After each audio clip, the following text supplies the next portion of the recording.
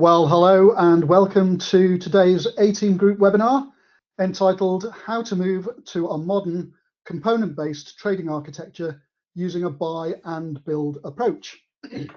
My name is Mike O'Hara. I'm an editor here at the A-Team Group and I'll be moderating today's webinar. So first of all, before we get started, I'd like to briefly welcome our expert panel. There's Saurabh Srivastava. Hi, Saurabh. Hello. Matthew McLaughlin. Hi, Matt. Hello. And Bob Myers, Chief Product Officer, Interop, who are sponsoring today's webinar. Sorry, I should have given you your titles there. Saurabh is the Principal Engineer at Clear Street. Matt is Co-Founder and Strategic Advisor at Prospera Fund Partners. And Bob Myers, Chief Product Officer at interop.io. So good afternoon, gents. I'll ask each of you to introduce yourselves in a bit more detail as soon as we've gone through some information for our audience on how you can take part in today's webinar. So we'll actually be running two polls during the session, and we'll be using Slido for this and for audience questions as well. So to take part in the polls and to ask questions of our speakers, you can either scan that QR code that you can see on the screen at the moment, or you can go to slido.com and enter the code TTI webinars, all one word. We'll also put the Slido web browser link in the chat bar on the right for you now. So if you do have any difficulties with Slido and you have a question for the audience, you can always type the question into the chat bar and our team will move those over to Slido for you. So we'll get those. So very quickly, just some upcoming webinars that we've got within the next couple of weeks. On the 20th of May, we have a webinar, Navigating the Build versus Buy Dilemma, Cloud Strategies for Accelerating Quantitative Research. 21st of May, Agility as Alpha, How Trading Infrastructure Determines Who Wins in Volatile Markets. And on the 30th of June, Optimizing Cloud Marketplaces and Managed Data Services. So lots of interesting stuff there. Please do feel free to register for those if you're interested.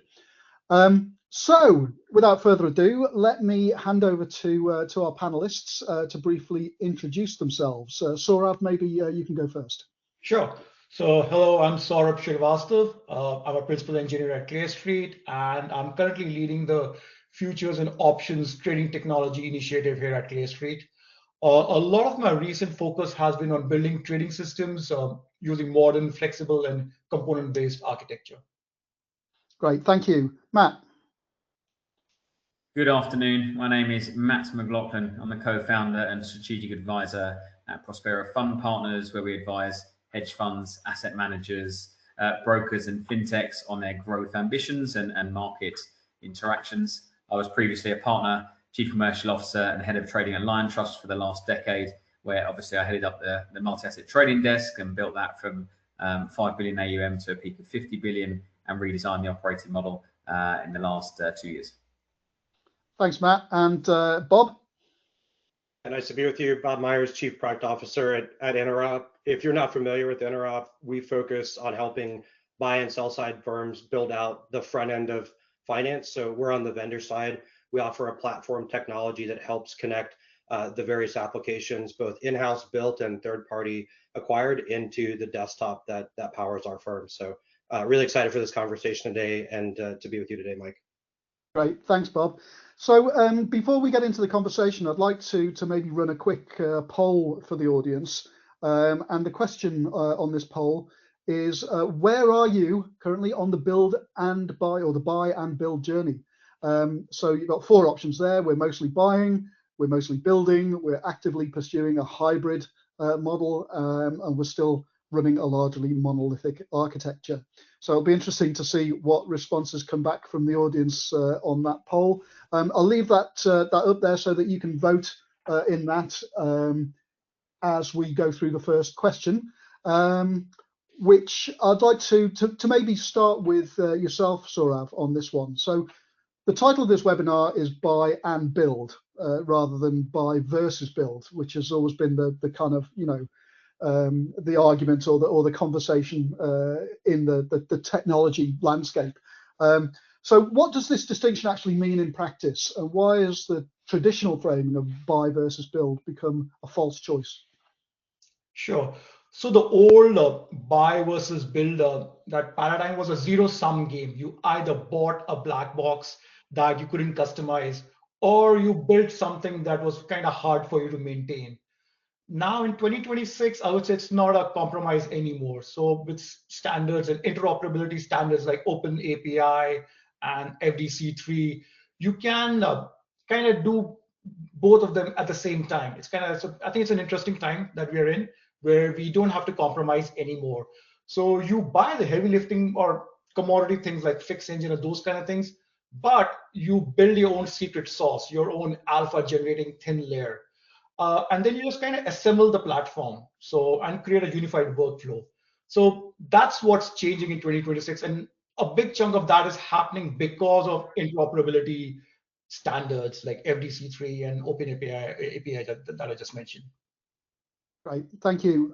Matt, what are your thoughts on this kind of, false dichotomy between buy versus build? And how I think things you have were changed? you and the team were very kind, Mike. I think a couple of years ago, you asked me to do a keynote on buy versus build, and I think my first point was it's buy and build. So at least somebody's listening. It doesn't normally happen at home for me, but at least somebody was listening that day. But I think it needs to be whatever's going to enable you to bring your competitive advantage out as a business. So resources come into these things naturally.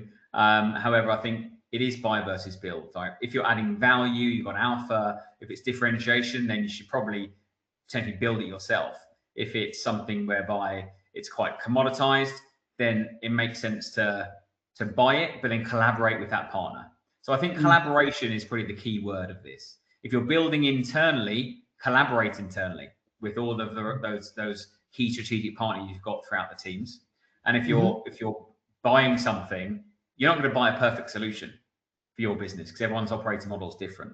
So then you need a partner that's going to evolve with you, a partner that you think is going to invest in their business as you are as well over time, and somebody with that innovation mindset. And then you can build things together. I helped an EMS platform provider design their automated trading engine over time. I benefited, but they certainly did because they went on to sell it to lots of other clients. So it's that collaboration, I think, that is really key. Great, thanks. And Bob, I think Matt has opened things up quite nicely for you there, talking about having the right technology partner and working in a spirit of collaboration. I mean, what are your thoughts here? Yeah, I mean, this is a little bit of an age-old conversation, but there are some things that are fundamentally changing right now around this conversation. The one that comes to mind is the economics of just building software or writing code. And I think it's fairly obvious to everybody that AI is making it faster and cheaper to write code. My call out here would be maybe that's an argument to build in-house, but it's actually true that for software vendors, it's also becoming cheaper and faster for us to innovate. And I think that brings me back to the point that for me, buy versus build was never really a cost decision. It's a time and risk decision, right? It's what can I afford to wait 18 months to build, whether that's my teams having a backlog of other work that they need to do, or a vendor that's got a surface area that's far in excess of what I actually need. So for me, that's where the conversation really comes back to, which is I kind of like Matt's point, it's about partnership, it's about collaboration. It's not necessarily just about the cost vector, in my opinion. And the last observation would be whether you buy or build, I think you're going to see a proliferation of solutions. There's going to be more applications and more code coming online. So really thinking about how you compose and interop that ecosystem, whether you built or bought it, still is the fundamental decision that you need to be focused on. Thank you. So we have been getting some votes coming in on our poll. So I'd like to bring up the results of that poll, and looks fairly overwhelmingly the highest number of voters say that we're actively pursuing a hybrid buy and build model, and the lowest is we're mostly building selective use of vendor components, with the other two in between. So any thoughts from any of the panelists on these results? Are you surprised and encouraged by the fact that so many are pursuing a hybrid buy and build model? Are you surprised by the fact that there's so few are now mostly building? What are your thoughts? Bob? Yeah, I mean, I think maybe if I take the building and buying together at almost 40%, that is a little surprising because it kind of pushes you to the ends of the spectrum of buy versus build. So I think it's always interesting to think about the folks that are building and to our point earlier in this panel, where the alpha is coming from. So in my mind, those are firms that are really focused in on proprietary, or I know we don't have the next double click of data, but they're probably really focused on being differentiated. But I'm a little surprised on the buy percentage, honestly. Okay. So Avo, Matt, do you have anything to add to that? I'm actually a little surprised that the people who are mostly building, like I would, I would have thought that the hybrid buy and build model would be even higher than, I don't know, the number that we have right now. But that's I think interesting. it'd be interesting. I mean, it's interesting because what we can't see at the moment is the audience makeup that has gone to vote these. I mean, I would suspect that the ones who are mostly building, are maybe coming from the larger shops, the big investment banks, maybe the HFT prop firms, those kind of guys, and those who are mostly buying maybe some of the smaller firms. But that's just how I might interpret it, and I could be completely wrong. But we do have quite a spread in the audience of different types of firms. Of course, yeah. If I may, Mike, just very briefly, I think it's probably we're quite front office focused here as well, and I think that's really where the audience is. And I'd say that's if alpha generation is the key, your key attribute and your differentiation, it's going to be very much that combination, but there still will be a lot of building internally there, because that's where you can really differentiate. If you're looking across an entire operating model, I'm sure it'd be skewed a bit more to that buying and collaborating angle. Yeah. So to come on to you, I mean the title of this discussion is how to move to a modern component-based trading architecture using a buy and build approach. But I'd be interested to delve a little bit more into the why. Why are we having this discussion? What does the technology and the operating model change bring you? And also, one thing that Bob mentioned earlier, that it's generally not a cost decision, but more a timing and risk decision. Would you agree with that? What are your thoughts there? Yeah, I mean, I think I fully agree with Bob. I think you can't future-proof your business without future-proofing your operating model, and technology is a massive part of that. So I think that's a key thing to remember. It can sometimes very much focus on the cost angle, but it's really, for me, it's the business, it's the opportunity angle that I think this opens up.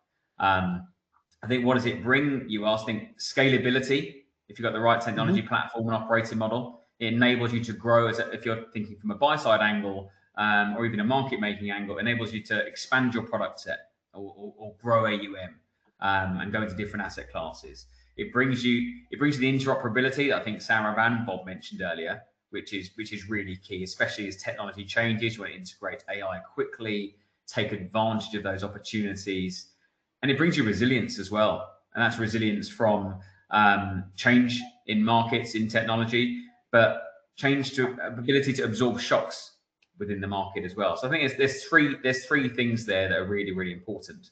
And I think, Mike, we mentioned offline, in my previous role, I co-led on redesigning the entire operating model from a cloud-native data solution to an order management system with risk and reporting inside that, an execution management platform, and then scalable client and regulatory reporting platforms. And it enabled us to do all of those things. You can then launch funds very quickly. You can go into different asset classes. You can do M&A as well, because onboarding new teams is a lot easier. You can go into different regions investment-wise. So there's a lot to get to that final stage. But once you're there, it opens up so many opportunities. So again, there are costs to doing this, but sometimes when you come out the other end, actually there can be savings, because you've had lots of other systems and platforms that you've been balancing and funding and supporting. But sometimes you can consolidate those into a tighter operating model. You can actually make savings as well as having that kind of real business forward growth mentality. Yeah.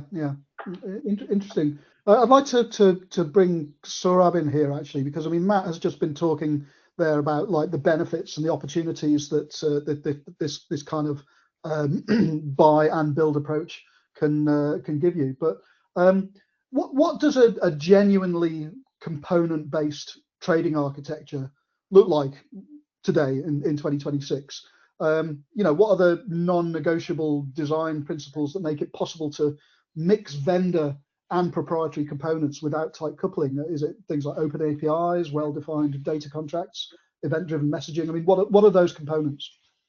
Sure. So, of course, buying is easy, but integrating all the different vendor products together with your own internal system, that's where the challenge is. That's a hard problem to solve.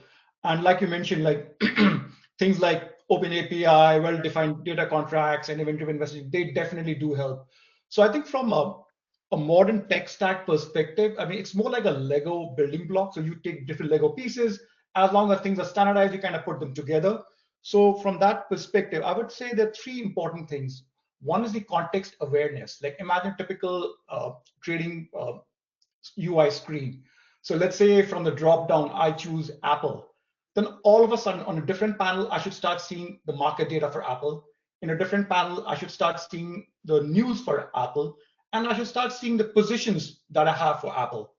Now, these three different panels might be sourcing their information from three different vendors or three different systems. The positions could be coming from an internal system, news could be coming from Bloomberg, the market data could be coming from XCG. It could be totally three different vendors. But the key thing is context awareness. The moment I chose Apple from the drop down, all three systems knew what to do, and then they sent the right piece of information to me. So context awareness is the first thing.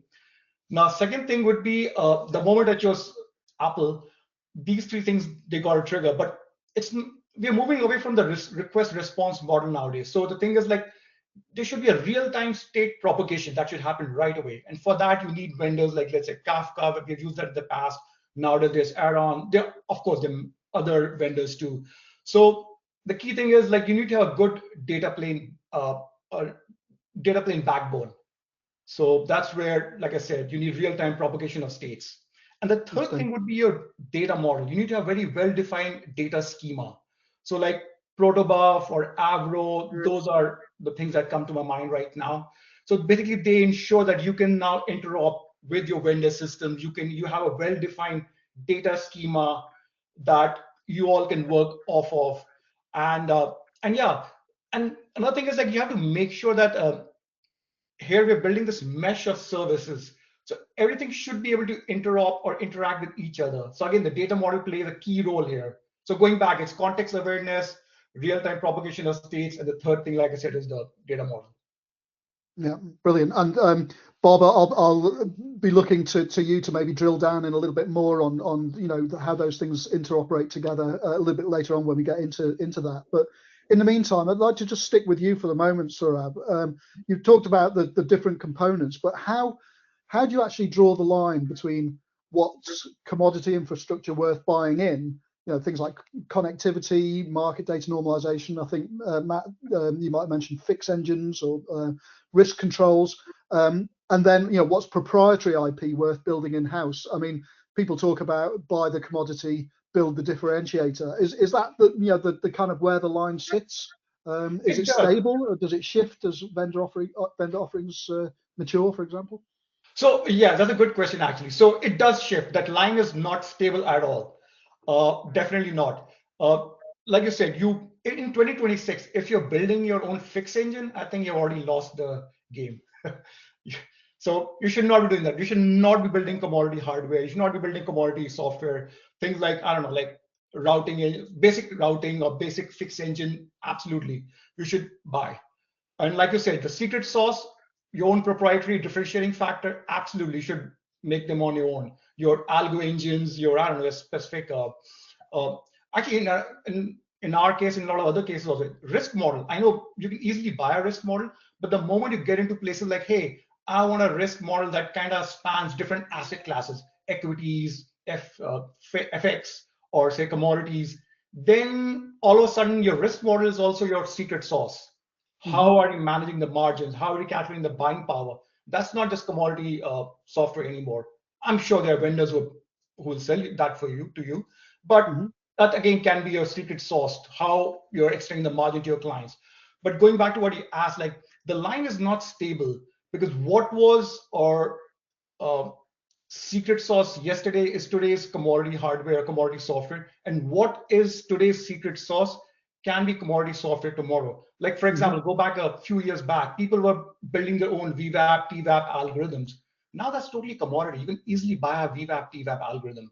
So unless you really have something really smart or differentiating, a lot of things can be bought from the commodity vendors.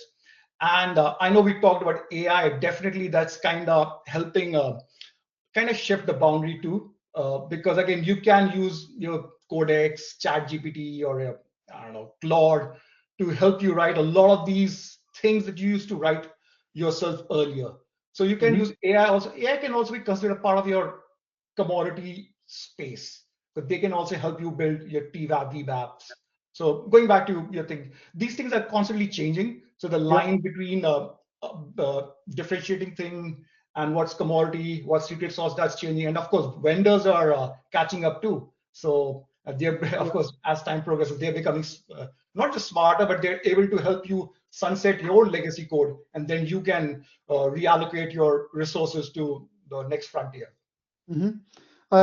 I'd like to bring Matt in here as well, actually, because I mean, you mentioned in your intro that in your previous role at Lion Trust, you're heavily involved in kind of building this integrated, interoperable, OMS, EMS, and everything else. So, where did you, or how did you go about drawing that line between what's commodity infrastructure worth buying versus what you should be building? What was some of the factors that went into that decision, those decisions? Great question. I think Sarad's right. It changes over time. So for example, there's little benefit now, and you mentioned a fix engine, of course, creating your own one, but there's little benefit in training your own LLMs now. If you haven't done it already, probably not the best time to start. You'll have invested a lot, but then leveraging those with your own proprietary data in a safe environment, of course, that's where you can really get benefits. And that's kind of another one of those collaborations. We've got external technology, our own proprietary data and information. That's where you can really benefit. But you always got to go back, Mike, to where are you adding value? Where are you differentiated? Am I just going to be building something that 15 other people have already built before me and just doing it because I think I should? It's probably not where your time and investment is best spent. If you think it's actually going to add alpha or better service your clients, actually, that might be something very, very much that you should focus on. So I think it's that line. Where are you adding value? Where are you having differentiation? Where you can add performance for a fund, for example, then that's something, an IP that you have internally, that's where you should invest. But if it's very commoditized, it's something you really need to do at scale. And to be honest, if it would be very, very expensive to do yourself, there's not massive upside in spending your time, money, investment, because when you do develop these things, it's not just the technologists that are doing this. You're taking into account people from sales, marketing, legal, fund management, analysts. You're bringing everybody on that journey. And then maybe just to jump back quickly to Sarah's point on data, it's so key to make it interoperable. Having that one golden source of your internal data is really, really important to make you scalable. So for fund performance data, for example, if you've got that nailed down in one golden source, in one cloud native data solution, it can be leveraged throughout the firm. From a fund manager that wants to check his performance, to marketing who's putting together a deck for them, to the sales team who are dealing directly with clients that just want to get that number very quickly rather than having to ask data, who then might ask the back office, who then might ask the technology team. It's just too slow now. People want their answers now. And if you have that data right and you've got the right technology layer over the top of that, it really does make you scalable. But going back to your question, just keep thinking, am I adding real value to the market and to our business by developing this in-house? If I am, great. If I'm not really, you might not want to be the best back office system creator in the world if that's not your market. If you are, then brilliant, invest in it. Yeah, or go and work for a vendor. 100%. Yeah, no, that's brilliant. Thanks, Matt. So I'd like to bring you in here, Bob, because obviously we've heard from a couple of practitioners in the market here, but from a component vendor's perspective, what would you say that a client's architecture needs to look like for a specialist products to integrate cleanly? You know, what are the kind of ideal prerequisites for that? And what are the red flags that tell you that this isn't going to work? Yeah, it's maybe taking a step back. It's helpful if the organization has a really thoughtful approach to what they're trying to accomplish. So I always think about interoperability as not just being a project, but thinking about building a platform that can allow all of these applications, internal or external, to participate. And it's a small mental shift, but it's actually very important to everything that happens after that fact. I would also say there's usually going to be monolithic applications or large pre-existing legacy tech, whether that's from a vendor or whether that's built in-house. And the first thing everybody usually does is try to go back to Saurabh's Lego analogy, sort of atomize everything that's there today. So take it down to all of the individual Lego pieces. And that's not a bad instinct, except it turns out it's really difficult to recompose and reassemble all of those pieces into what you want. So I think a better approach than what we're usually looking for from an architectural perspective is actually to take some time to catalog the largest self-contained components that exist today that are functional, and then look across the application estate holistically and identify which ones of those are reusable, not at the atomized level, but actually at the largest component level that can be there. That typically leads to a much better midterm path of actually being able to move forward and replace or build or buy or whatever the case might be, move forward in the modernization of your infrastructure. And the last one is maybe just taking this back to the human side. We were talking about component architecture, but I always recommend that folks actually start with the user interface and the screen real estate. Most applications are walled gardens. Obviously, what we're talking about here is multiple applications sharing context, allowing really complex workflows to be enabled. And a lot of people skip this step. So the table setting for everything else to me is actually taking out the blank piece of paper, looking at the screens and the personas, and then working backwards from what they need, what they don't have, the gaps. Are you going to buy versus build? But again, keeping this platform perspective allows you to not get lost in a quite lengthy, usually multi-year process of kind of evolving the architecture. So sticking with you, Bob, it sounds like, you know, interoperability is at the heart of making this kind of component-based model work. So maybe we can drill down a little bit more into what the integration layer actually needs to deliver beyond that basic data sharing on, you know, via the front-end apps, things like workflow orchestration. You mentioned context, so context synchronization. Saurabh mentioned this, you know, state having being state aware, having all the state management. And also, could you talk for a little bit about where standards like FDC3 fit in, because that's quite key from a front-end interoperability perspective, I understand.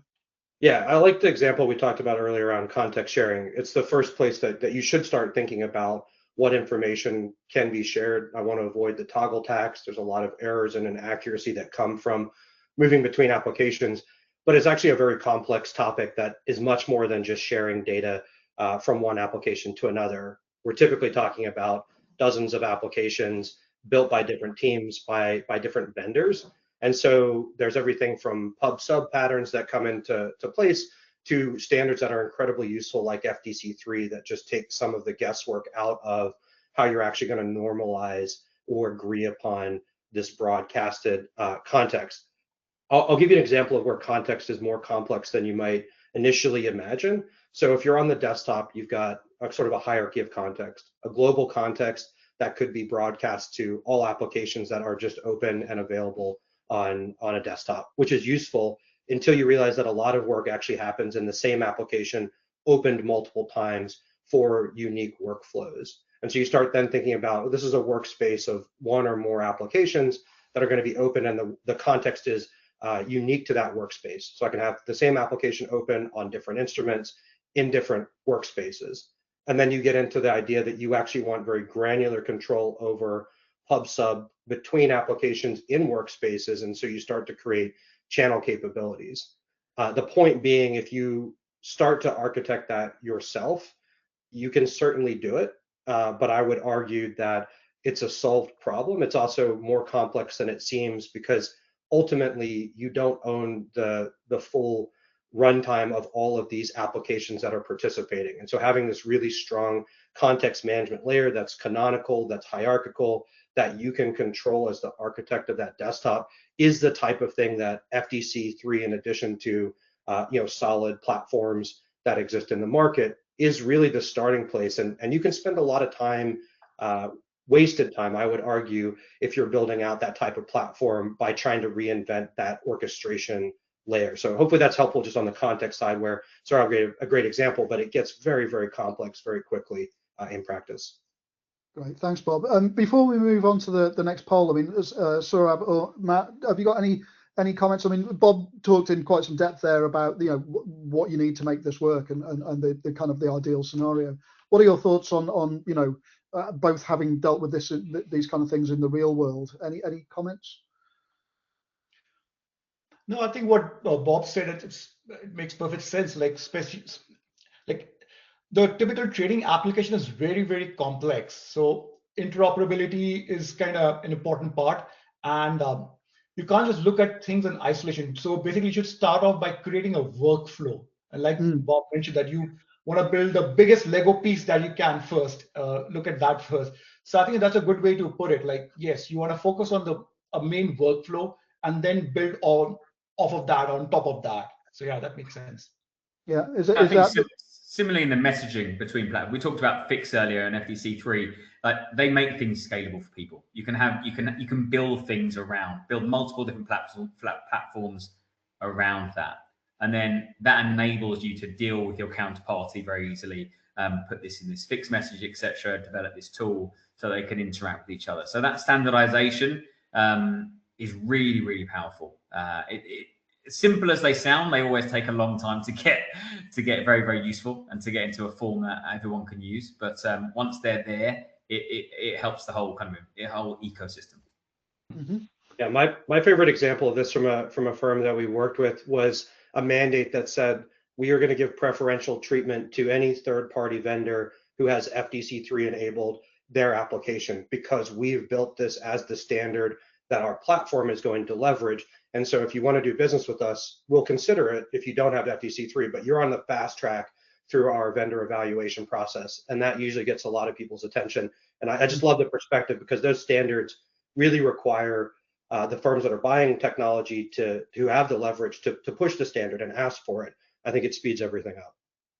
Just as an aside, Bob, I mean, how common is it for firms for vendor solutions to be FDC3 compatible these days? Is it more common than not, or I mean, what are you seeing? Yeah, there's some great examples where large firms are participating. I think State Street is one good example. Folks like Charles River. There are other places that I'm still surprised that we haven't seen FDC3 as a first-class citizen, and not to name names, but Bloomberg is an obvious example where it's a centerpiece of most of the desktops that we participate in, and it's not natively FDC3 compliant. So ourselves and many other folks have built gyms in there. And yeah, my call to action there, if anybody's listening, is it helps everybody if that layer is built in at every data source, every application. So I think it's coming along. Finos and the FDC3 standard and just open source in general is alive and well. And it's probably never been more important when you think about AI created code or applications being spun up. It's actually very easy to insert these standards as a day one principle, and everybody can benefit from it. So I won't go further than that, but I would say there's still some holdbacks, but I think it's getting better, would be my perspective. Great, thanks, Bob. So I mean, we've got a question coming up on talking about vendor lock-in risk and kind of open versus closed approaches. But let's bring up the second poll and see what our audience have got to say. So the question is, what is the biggest barrier, presumably at your firm, to adopting a component-based trading architecture? Integration complexity across vendor and in-house components, vendor lock-in risk, which we'll come on to, governance and total cost of ownership, or organizational resistance and legacy skill sets. So again, we'll let the audience vote on that. I'll just put my own vote in, and we'll come back to the results of that poll after the next question. So vendor lock-in. It is it's always a risk.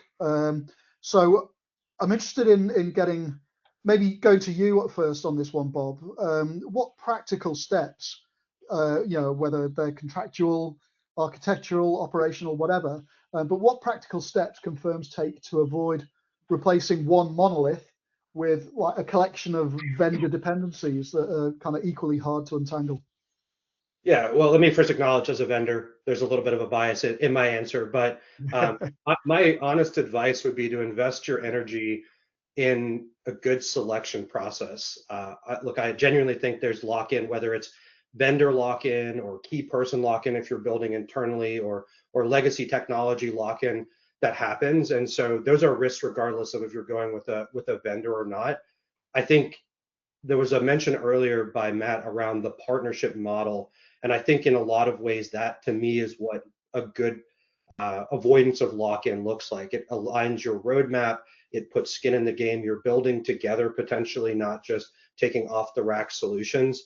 That feels a lot better. But at the end of the day, you are going to have to place a bet in one way or another on your internal technologists and their mobility. And that does happen as well, or the vendor and the stability of their team. And so, again, my perspective is, we don't like long sales cycles any more than anybody else, but the selection process, really ensuring that they're aligned with you on the roadmap going forward, is better than the alternatives, which might be, we're going to invest in this beautiful abstraction layer that allows us to plug in and out any vendor at any time.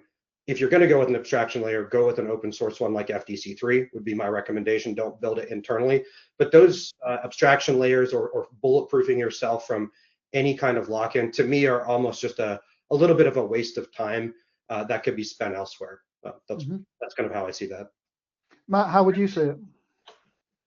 Again, having gone through a lot of contractual negotiations over the last couple of years, then we had an OMS provider, EMS, cloud native data solution, 20 plus data providers. It's interesting. It's a little bit of a double-edged sword, because you want stability as well, right? You don't want them to suddenly disappear and say we can get out of this contract on their side in a month. But you also want to have that flexibility. So when it does come to the legal side of things, the bigger the organization, sometimes the business side of things gets lost. Bob, you mentioned the partnership. You want to have the right partner. And I think that's really important. I don't want a partner that's going to nickel and dime me for everything that is in the contract in the 98th page. You want to be able to have a conversation with somebody and say, listen, this doesn't work for us anymore. We're going to have to change it. And then to go along with that. So for that, you need the right partner.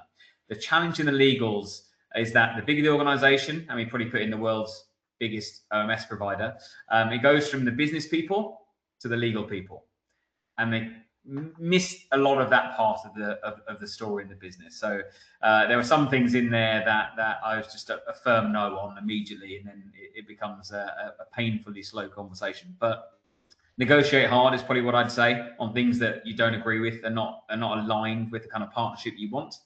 I think that there can be a lot of small things in there that don't seem important at the beginning, but if you think about how the business is going to develop in time, make sure you nail those down. But I think they're important. And I think you're always going to have some kind of lock-in from a technology standpoint. You mentioned about the key person risk as well. You're going to have to just swallow that if you want to build a scalable operating model, and that's going to be part of it. You can't suddenly chop and change your order management platform or EMS or data provider overnight. So you just have to realize that you're going to have some lock-in, which I think is fine. There's not a problem with having some period of lock-in.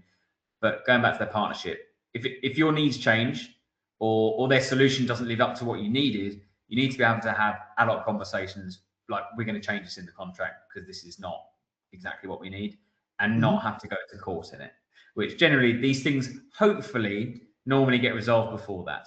But you've got to have some sensible partners to be able to have those conversations with. Yeah, understood. Great. So can we bring the results of the poll up on screen, please? So biggest barrier to adopting a component-based trading architecture.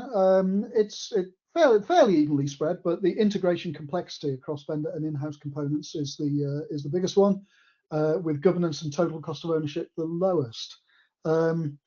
Matt, what are your thoughts on this one? Is it surprising? I think it's quite well spread there, but I think redesigning a model or technology platform, it is a lot of work, and it takes the buy-in from lots of different people within an organization. So it does take people's eye off the ball of the BAU sometimes. So you need to be in a position to be able to spend that time and resource to do it. So I get that. Vendor lock-in risk is just a thing. As I said, you're going to have some lock-in for some periods with some vendors. But hopefully, as Bob said, you've gone through the right selection process and found the right partners. So it's not the end of the world. And again, cost can be an impact, specifically when margins are getting squeezed. So it might not be on the top of everyone's agenda to do these things, even though, as I said earlier, sometimes the business is first, the opportunity should come first. Cost always is important, but you might even save costs in the long term. So I think it's quite evenly spread here. So it's actually not very surprising, but it makes complete sense why it's in that order as well. Yeah, and Bob and Saurabh, you agree with that? Any further comments on these results? No, so I do agree with the first one, that the integration complexity, like I said earlier, like buying is easy, but operating and integrating that into your existing system, it's a hard problem to solve. It's of course costly also. So yeah, I can see why some folks look at that as a barrier to entry, or at least a big barrier to adopting the new architectures. Right. I mean, for me, I think the 21% for organizational resistance and legacy skill sets is probably the good news here. Again, the clients that I interact with are already in a process where they're modernizing, so I'll acknowledge that there's a selection bias there. But I think that the real message here is people are willing to change. It is very difficult to go to this type of component-based architecture and modernize and move forward. There's not as much resistance from a leadership perspective. I mean, I think the 21% is still significant, but that means 79% of folks in the market are saying we want to do it, we need to do it, we're going down this path. It gives us flexibility, it allows us to capture alpha. Now we've got to get through the hard part of it's tough. It's not an easy thing to do. It's not a click button exercise.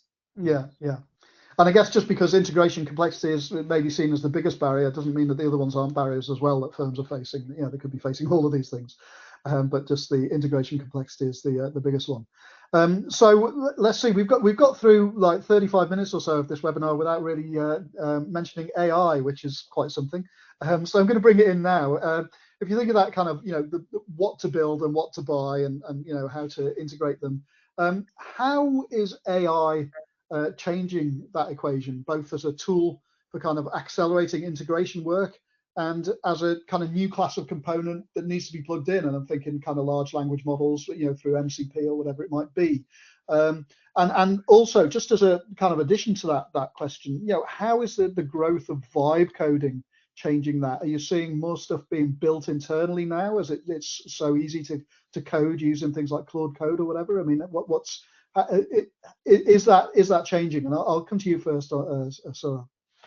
Sure. So yeah, so the AI is definitely a productivity multiplier. It enhances your judgment, but it's not a replacement. I think Sam Altman said very well in one of his talks, where he talks about, like, in the early days of Apple iPhone, you had apps like the flashlight, and people were selling it for 99 cents or whatever. But those kind of things, those apps, they got absorbed into iOS operating system very quickly, very soon. But apps like Uber, they are still flourishing. So I think that's the differentiating factor. Like, you have to see, like, hey, what's the value add that you're bringing versus what the AI is doing. And of course, you should not be using AI as Google. It's not just for query and response. So at our place, like, AI has been amazing at, let's say, experimentation.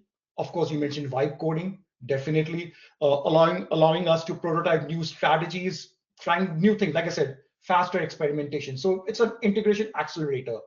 And that goes back to what you mentioned, like, it does shift the buy versus build boundaries slightly, because now building does become a bit cheaper, definitely.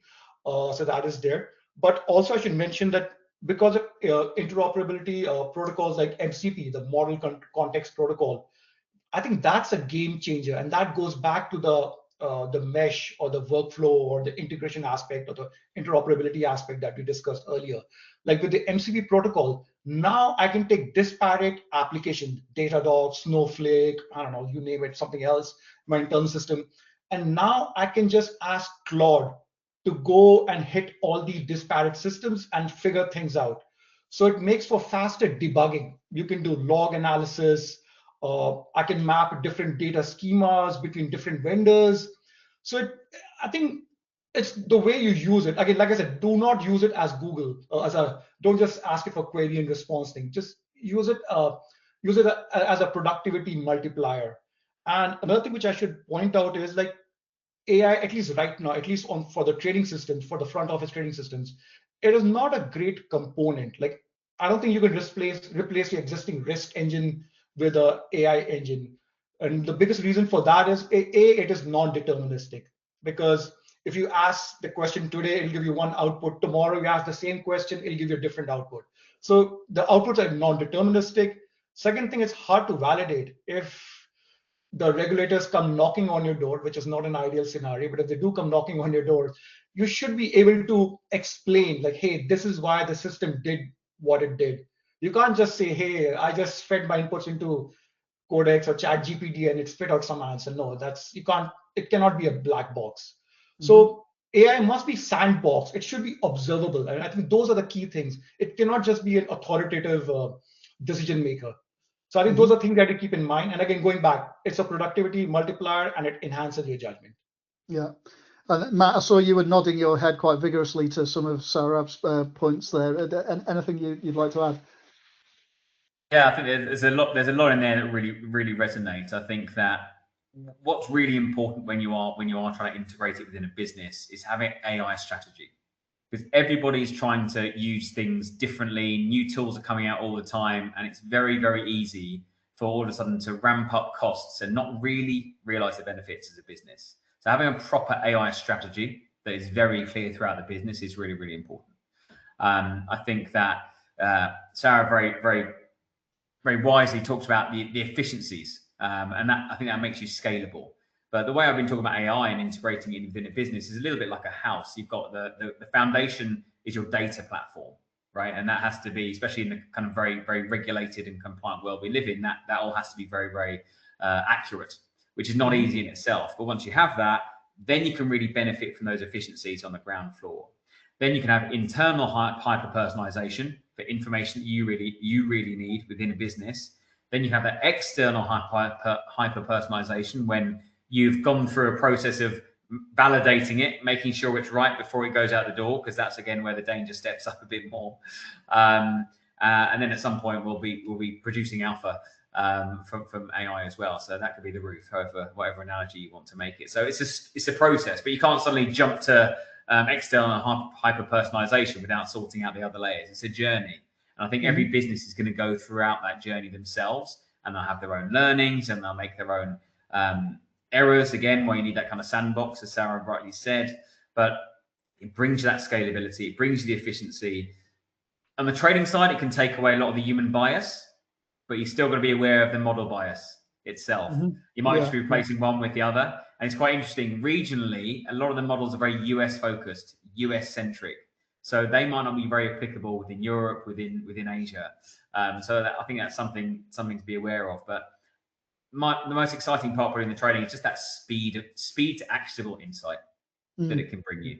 And the natural language side of things brings it to people that haven't got that data science training as well. You can bring in natural language, makes it very accessible, very easy, and you can roll it out throughout your business. So yeah, I think there are so many applications, but it's a journey to get there rather than just like, we're just going to buy this and start using it, because it doesn't really work like that.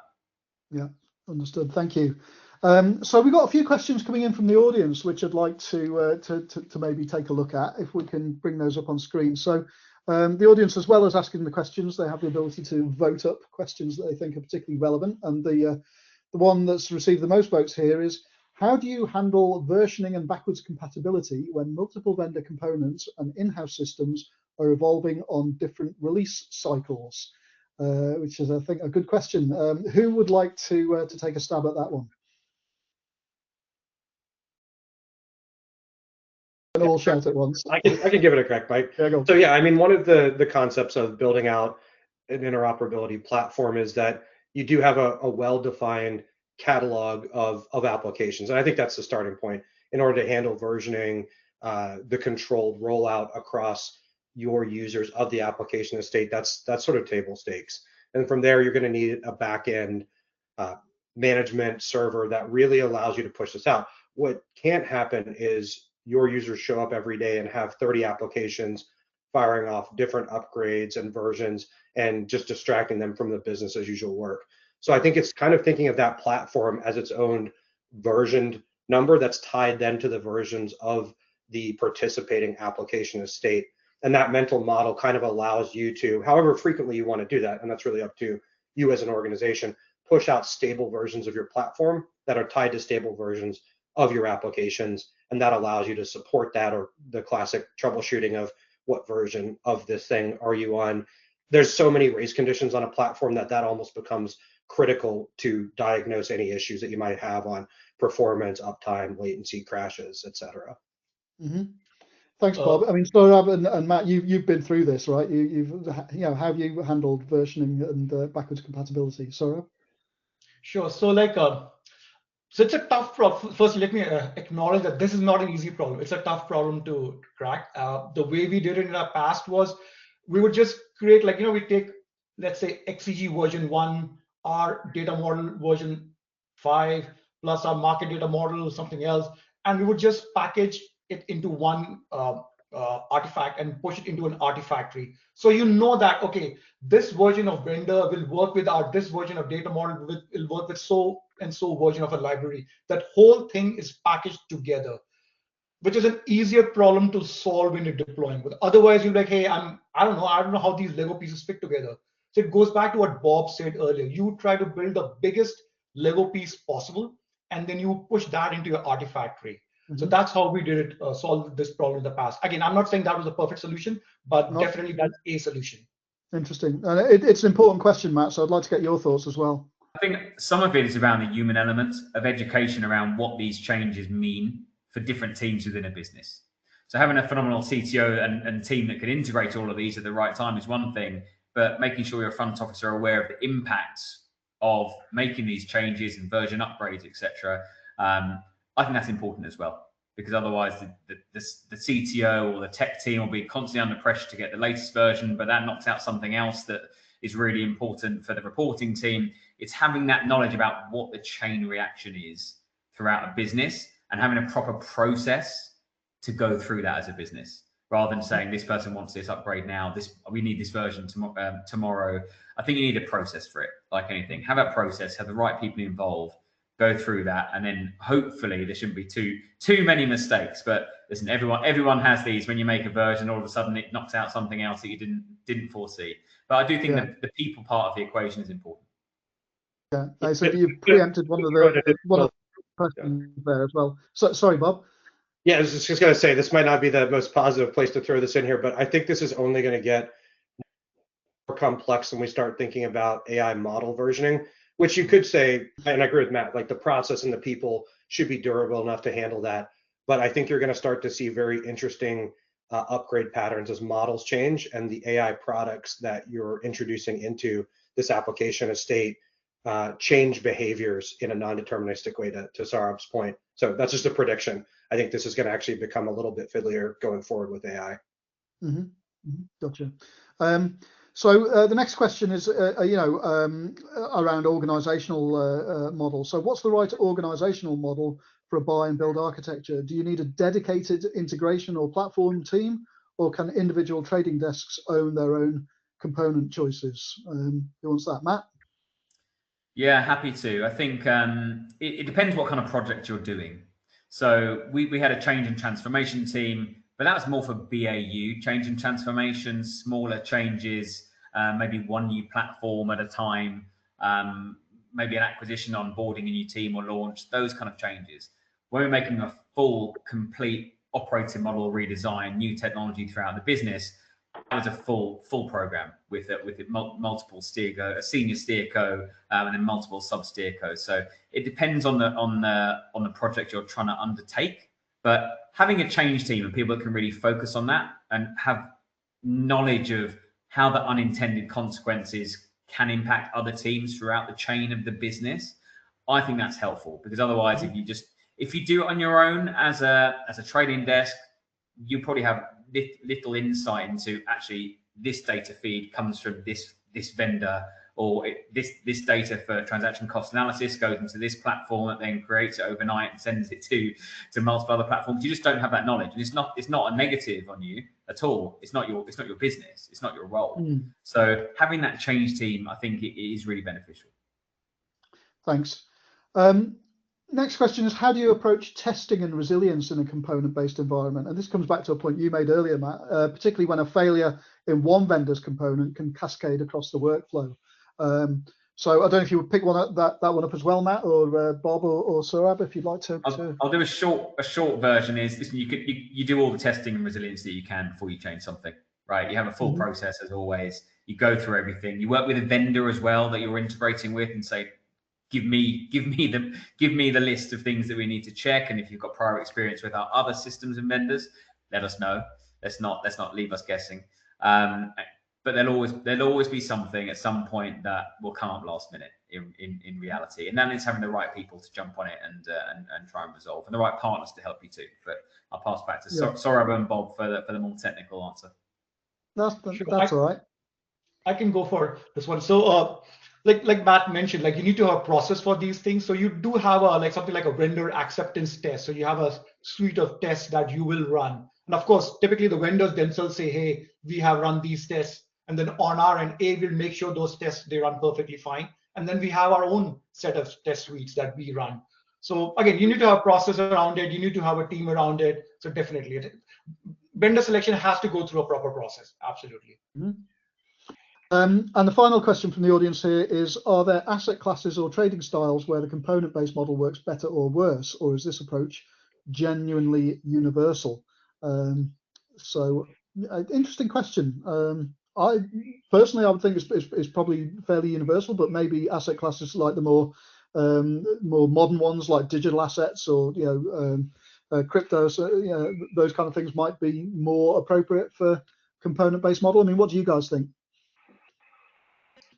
If I were to say, like, you're right, typically it's universal, absolutely, but I think most vendors support US equity perfectly. Like if you're looking for something for US equities, it's very easy to find a vendor to partner with.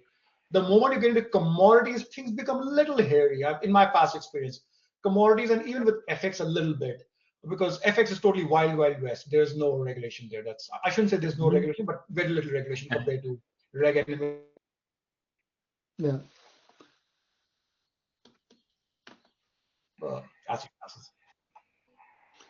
Great. So we've just got like less than a couple of minutes left. So final question, and I'll put this to each of you, is what advice would you give to a CTO or a head of trading technology about to embark on a build and buy modernization program? So what would that advice be? I'll start with you, Matt. I'd probably say when you're selecting and integrating it, think beyond day one. You might have needs now, but think about what they might be in 2, 3, 4 years' time. Will tokenization be a big part of your business? Try and think ahead. Bring people on the journey with you. There's a big difference in integrating technology and having it adopted by the humans in the equation, which again are still the most important things. And then when you do have it, execute it fast, integrate it fast, realize those benefits, save the costs, and get that adoption going. Great, thank you. Saurabh, and I think you might be on mute. Oh, yeah. So I will say actually I'll say two things. So one is focus on agility and alpha and not just saving money, like care more about speed to market and than lowering your AWS bill. The second thing that I will say is don't build applications, build a workflow or workspace, like we discussed earlier. Like if you focus on building a single beautiful application, the chances are the market will change before you finish this. Whereas if you build a unified workspace or proper workflow, then you can kind of plug in a new vendor or retire an existing one or replace that with an AI model without really breaking your workflow. So key thing is to focus on workflow and interoperability. Thanks. And last word to you, Bob. I mean, it's a big challenge. It's gonna take some time. I'd spend more time upfront aligning the vision internally at the organization before putting fingers on keyboards or getting started. I think the most success I've seen is the folks that have a good story of where they're going. And it goes back to a point I made earlier of really spend the time to imagine what the future of your desktop is going to look like and why that's going to allow your traders to do a better job at their jobs. And if you have that story concretely in place and can always go back to the well on, the rest of this becomes a lot easier because while there are quick wins you can get, aligning to open source standards, thinking about platform capabilities, it's an inherently a long process. So just really having that North Star to come back to that can keep people energized is the human element of that transformation process. Right, thanks, Bob. Well, unfortunately, we've come to the end of our hour's discussion. I think we could have gone on a lot longer because there's a lot to talk about here. But thanks very much to all three of you for a really enlightening discussion. We are just a couple of mentions of upcoming events. Again, we've got the Future of Markets Infrastructure at the Exchange Tech Summit on the 14th of May in Tower Hill. So if you're in London and you'd like to learn more about that, then come along to register and come along to that event. And we've got the various webinars which you can find on our webinar screen at A-Team Insight. And also we've got our Alternative Data Conference coming up in London on the 19th of May and in New York on the 10th of September. And another one, here we go, Trading Tech Summit New York is on the 11th of June. So lots of events, lots of webinars, lots of good discussions coming up.